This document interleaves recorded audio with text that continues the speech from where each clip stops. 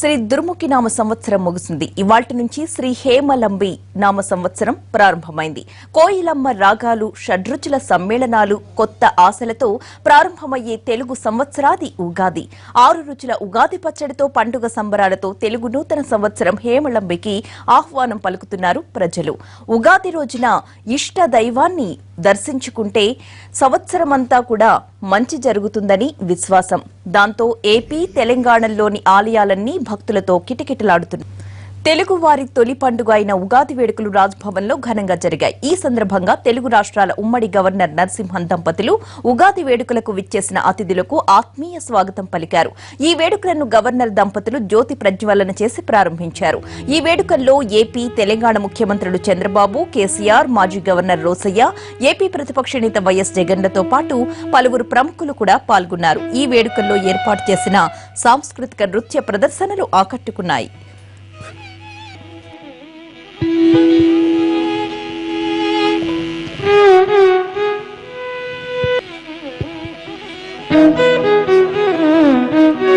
కరులుగా తీర్చిదిద్దిన అశోక్ గుర్జాలే బృందం వారికి మీ అభినందనలు, ఆశీస్సులు కరతాళధ్వనుల రూపంలో అందజేయవలసిందిగా కోరుతూ ఇప్పుడు మంత్రులు, ముఖ్యులు, పెద్దలు, మహిళలు అందరు ప్రముఖులకు కూడా స్వస్తిశ్రీ హేమలంబి నామ సంవత్సర శుభాకాంక్షలతో కార్యక్రమాన్ని ప్రారంభిస్తున్నానండి.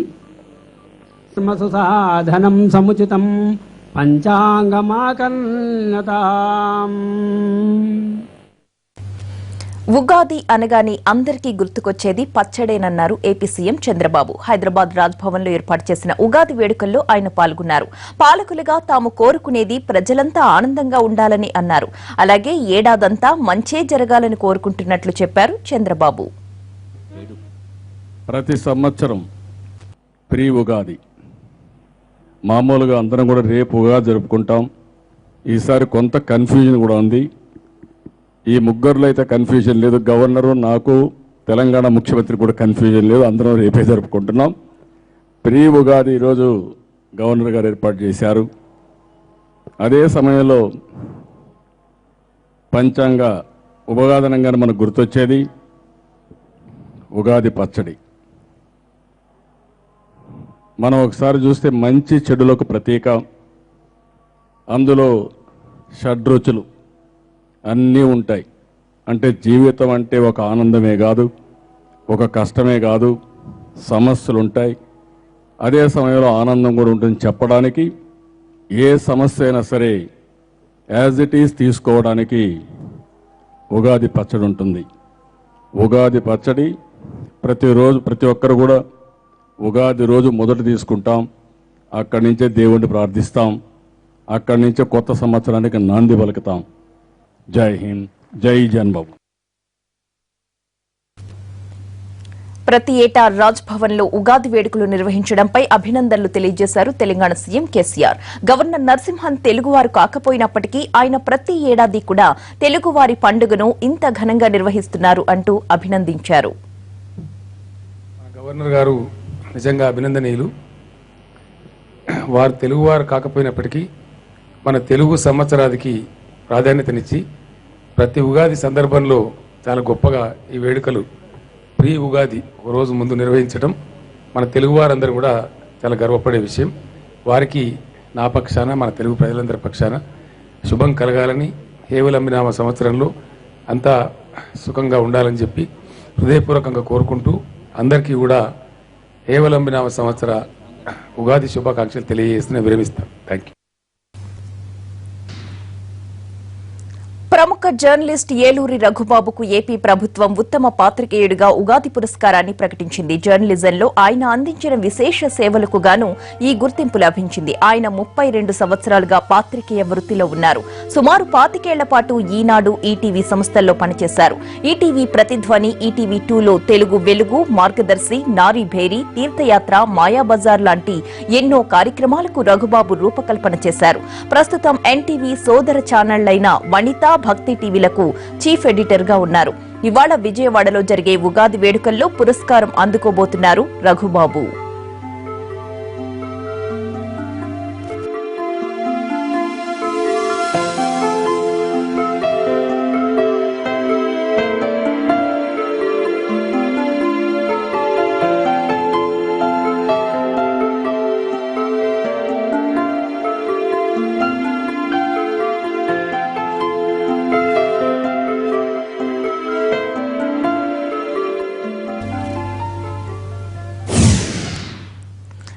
కీలకమైన వస్తు సేవల పన్ను అమలుకు అడుగులు వేగంగా పడుతున్నాయి. జీఎస్టీకి సంబంధించిన 4 బిల్లులపై నేటి నుంచి లోక్సభలో చర్చ జరగనుంది. ఒకే దేశం ఒకే పన్ను విధానం అమల్లో భాగంగా కేంద్రం జీఎస్టీ, సమీకృత జీఎస్టీ, కేంద్రపాలిత ప్రాంతాల జీఎస్టీ, రాష్ట్రాలకు నష్టపరిహారం చెల్లింపు బిల్లులను ఇప్పటికే సభలో ప్రవేశపెట్టింది. ఈ 4 బిల్లులపై విడివిడిగా కాకుండా ఒకేసారి చర్చ జరుగుతుంది. 2 రోజుల్లోనే వీటికి ఆమోదం లభించేలా చూడాలని ప్రభుత్వం భావిస్తోంది. లోక్సభలో చర్చ అనంతరం బిల్లులను రాజ్యసభకు పంపుతారు. ఇవి ద్రవ్య బిల్లులు అయినప్పటికీ 2 సభల్లోనూ పూర్తిస్థాయి చర్చ జరగాలని ప్రభుత్వం కోరుకుంటోంది. జూలై 1 నుంచి జీఎస్టీ కానీ అమలు చేయాలని పట్టుదలతో ఉంది ప్రభుత్వం.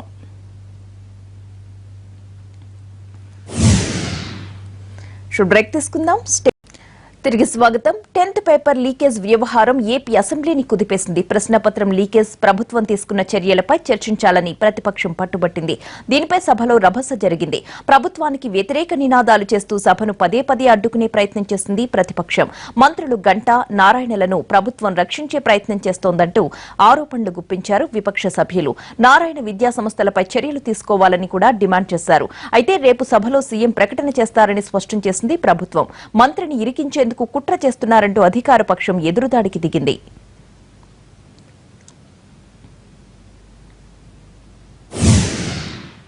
సీఎం ఛాంబర్లోనూ అసెంబ్లీ లాబీల్లోనూ ప్రశ్నపత్రం లీకేజ్ వ్యవహారంపైన కూడా హాట్ గా చర్చ జరిగింది.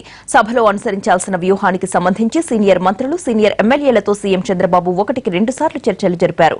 అధికారుల నుంచి సమాచారాన్ని తీసుకున్నారు. ఇక అసెంబ్లీలో వివిధ బిల్లులను ప్రవేశపెట్టింది ప్రభుత్వం. వీటిని అడ్డుకునే ప్రయత్నాలు చేసింది విపక్షం. సభ్యుల ఆందోళన మధ్యే కీలక బిల్లులను సభ ఆమోదించింది. చుక్కల భూముల సమస్య పరిష్కారం చూపిస్తూ రెవెన్యూ శాఖ రూపొందించిన బిల్లు, 2013 భూసేకరణ చట్టానికి సంబంధించిన సవరణ బిల్లులను సభ ఆమోదించింది. ద్రవ్య వినిమయ బిల్లుపై చర్చ సందర్భంగా మాట్లాడిన బాబు వైసీపీ తీరును తప్పుపట్టారు.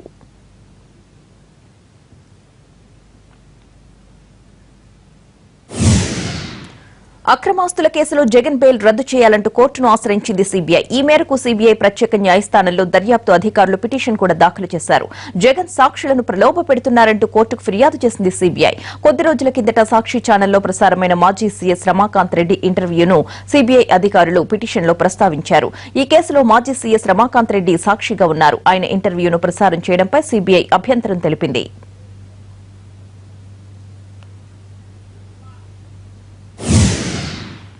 గతంలో అక్రమాస్తుల కేసులో అరెస్టైన జగన్ కొంతకాలం చెంచల్గూడ జైల్లోనే ఉన్నారు. ఆ తర్వాత ఆయనకు షరతులతో కూడిన బెయిల్ మంజూరు చేసింది సీబీఐ న్యాయస్థానం. సాక్షులను ప్రభావితం చేసేలా ప్రవర్తించవద్దంటూ కండిషన్ పెట్టింది.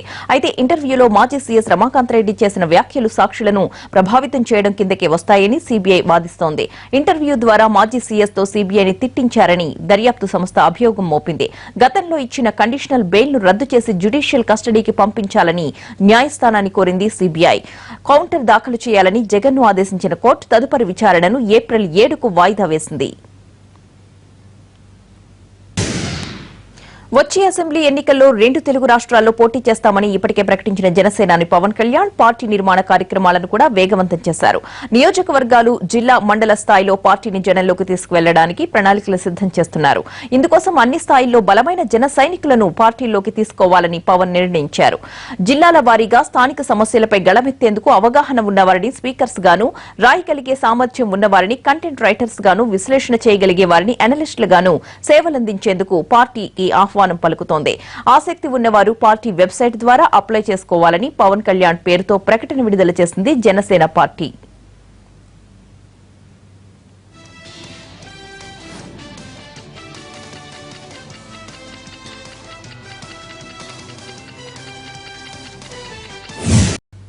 Welcome back. Shiv Sena MP versus Air India వివాదం రోజురోజుకు ముదురుతోంది. ఫ్లైట్ సిబ్బందిపై దాడి చేసిన ఘటనను సీరియస్ గా తీసుకున్న ఎయిర్ ఇండియా సంస్థ ఆయన విమాన ప్రయాణాన్ని అడుగడుగునా అడ్డుకుంటోంది. ఎయిర్ ఇండియానే కాదు, ఆయన ఏ ఫ్లైట్ లోనూ అడుగు పెట్టకుండా చర్యలు తీసుకుంటోంది. ఘటన జరిగిన తర్వాత ఎంపీ రవీంద్ర గైక్వాడ్ విమాన ప్రయాణాలు 2 సార్లు రద్దయ్యాయి. ఓసారి ఎయిర్ ఇండియా, మరోసారి ఇండిగో టికెట్స్ ను క్యాన్సిల్ చేశాయి. తాజాగా గైక్వాడ్ ముంబై నుంచి ఢిల్లీ వెళ్లేందుకు రవీంద్ర గైక్వాడ్ బుక్ చేసుకున్న టికెట్ ను ఎయిర్ ఇండియా రద్దు చేసింది. ఈ నిర్ణయంపై ఆగ్రహం వ్యక్తం చేస్తోంది శివసేన. జమ్మూ కశ్మీర్లో హై అలర్ట్ కొనసాగుతోంది. ఓవైపు వేర్పాటువాద మూకల ఆందోళనలు, మరోవైపు ఉగ్రవాదుల దాడులతో కశ్మీర్ వ్యాలీలో ఎక్కడ చూసినా టెన్షన్ వాతావరణమే. సెంట్రల్ కశ్మీర్లోని బుడ్గాం జిల్లా చదూరా ఏరియాలో మిలిటెంట్స్ ఉన్నారన్న సమాచారంతో భద్రతా దళాలు సెర్చ్ ఆపరేషన్ మొదలుపెట్టాయి. Rashtriya rifles, CRPF, special operation group కు చెందిన సైనికులు మిలిటెంట్ల కోసం ముమ్మరంగా వేటాడారు. భద్రతా బలగాల కాల్పుల్లో ఒక ఉగ్రవాది హతమయ్యాడు.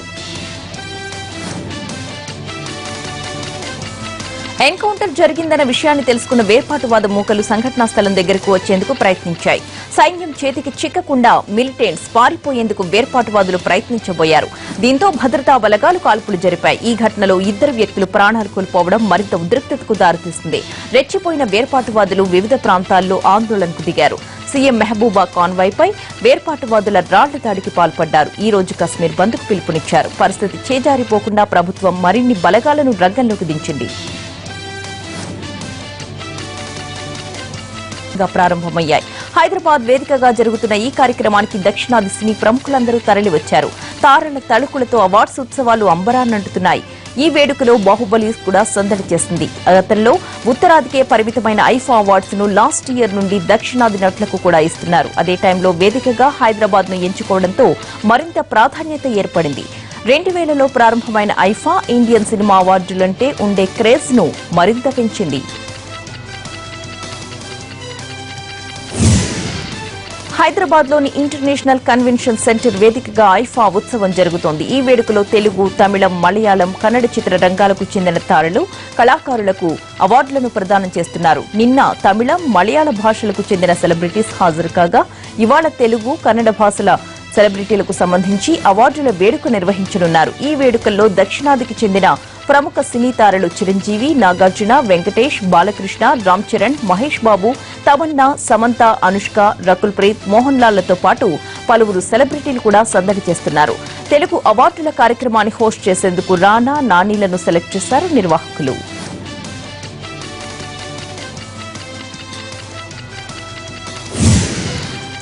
మొత్తం 13 కేటగిరీల్లో ఐఫా అవార్డులను ప్రదానం చేస్తున్నారు. తెలుగులో ఉత్తమ చిత్రంగా ఊపిరి, జనతా గ్యారేజ్, పెళ్లి చూపులు, క్షణం, నాన్నకు ప్రేమతో చిత్రాలు పోటీ పడుతున్నాయి. ఉత్తమ హీరో విభాగంలో జనతా గ్యారేజ్ నుండి జూనియర్ ఎన్టీఆర్, ధృవ మూవీ నుండి రామ్ చరణ్, కృష్ణగాడి వీరప్రేమ గాథ, నాని, సరైనోడు, అల్లు అర్జున్, పెళ్లి చూపులు హీరో విజయ్ దేవరకొండ పోటీ పడుతున్నారు. బెస్ట్ హీరోయిన్ విభాగంలో రుద్రమదేవి, సైజ్ జీరోలతో అలరించిన అనుష్క, ఆలు సందడి చేసిన సమంత, పెళ్లి చూపులతో ఆకట్టుకున్న రీతు వర్మ, కంచెతో మనసు దోచుకున్న ప్రజ్ఞ జైస్వాల్ రేసులో ఉన్నారు. ఉత్తమ దర్శకుడి అవార్డు కోసం కొరటాల శివ, సుకుమార్, వంశీ పైడిపల్లి, క్రిష్, భాస్కర్లు పోటీ పడుతున్నారు.